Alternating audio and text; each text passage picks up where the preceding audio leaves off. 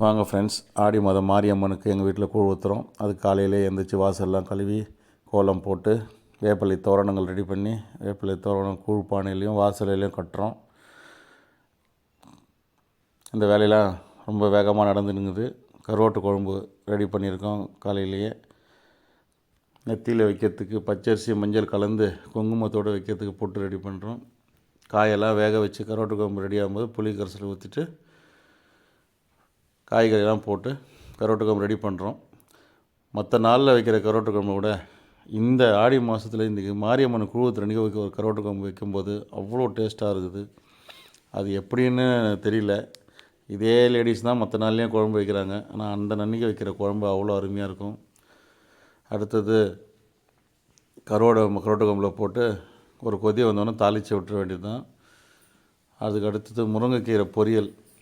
முருங்கைக்கீரையை உருவி கடாயில் போட்டு தண்ணி போட்டு வேக வச்சுட்டு கீரை வெந்ததுக்கப்புறம் பச்சரிசியும் மிளகாவை வறுத்து பொடி பண்ணி மேலே போட்டுதான் எங்கள் ஃபேஸை இந்த வீடியோவில் இன்றைக்கி காட்டுறோம்.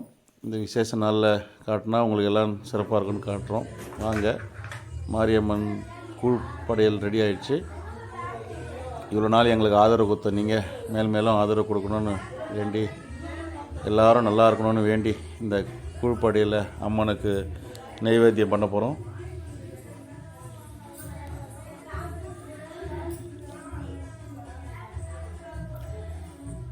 இந்த நாளில் எங்கள் சொந்த பந்தங்கள் எல்லாம் வந்திருக்காங்க. வீடு ஃபுல்லாக நிறைவாக இருக்குது சொந்த பந்தங்களோட குழந்தைங்களோட. இது மாதிரி விசேஷங்கள் ஏன் நடக்குதுன்னு பார்த்திங்கன்னா, மாரியம்மனுடைய அருளை பெற போகிறோம் நைவேத்தியம் பண்ணி.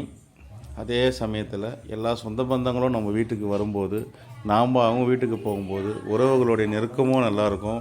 உறவுகளோட பாசம் நேசம் பந்தம் எல்லாம் நெருக்கமாக இருக்கும். ஸோ இதுதான் அந்த காலத்தில் நம்ம முன்னோர்கள் இந்த மாதிரி விஷயங்கள்லாம் ஒரு நெறிமுறைப்படுத்தி வச்சுட்டு போயிருக்காங்க. நாங்கள் தவிரங்க ரோட்டில் கூழ் குடிக்கிறோம். முடியலைங்க முன்ன மாதிரிலாம் கீழே உட்காந்து குடிக்க. அதனால் நாங்கள் எல்லாம் உள்ளே வந்துட்டோம். உள்ளே படையல் கூழ் எடுத்து சாப்பிட்டுருக்கோம். இந்த பந்தங்கள்லாம் கூழ் குடிச்சிட்ருக்காங்க.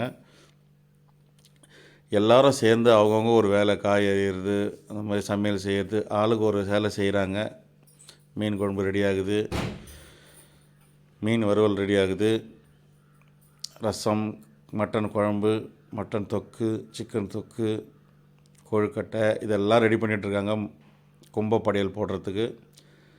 இதெல்லாம் ரெடி ஆகிறதுக்குள்ளேயே வெளியில் எங்கள் குலதெய்வத்துக்கும் மாரியம்மனுக்கும் பூவோடக்காரியாவுக்கும் பொங்கல் வைக்கிறாங்க.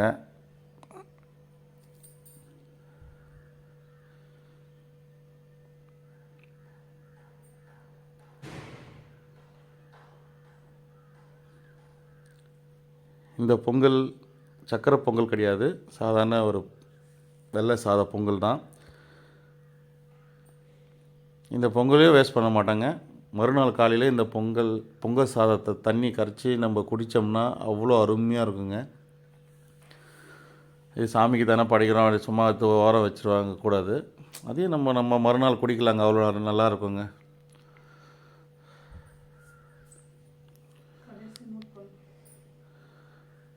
ஸோ இந்த பொங்கல் ரெடி ஆகிடுச்சு. எங்கள் குலதெய்வத்துக்கு மாரியம்மனுக்கு பூவோடக்காரியம்மாவுக்கு நைவேத்தியம் பண்ண போகிறோம். அதே சமயம் உள்ளேயும் படையல் ரெடி ஆகினுக்குது, நைவேத்தியம் பண்ணிகிட்ருக்கோம்.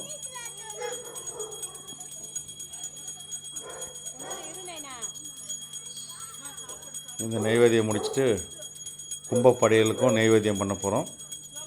நானும் எனது மனைவி குடும்பத்தார் எல்லாம் சேர்ந்து கும்ப படையல் ரெடி ஆகிட்டு நைவேத்தியம் பண்ண போகிறோம். ஸோ எல்லோரும் வாங்க, அம்மன் அருள் பெறுங்க.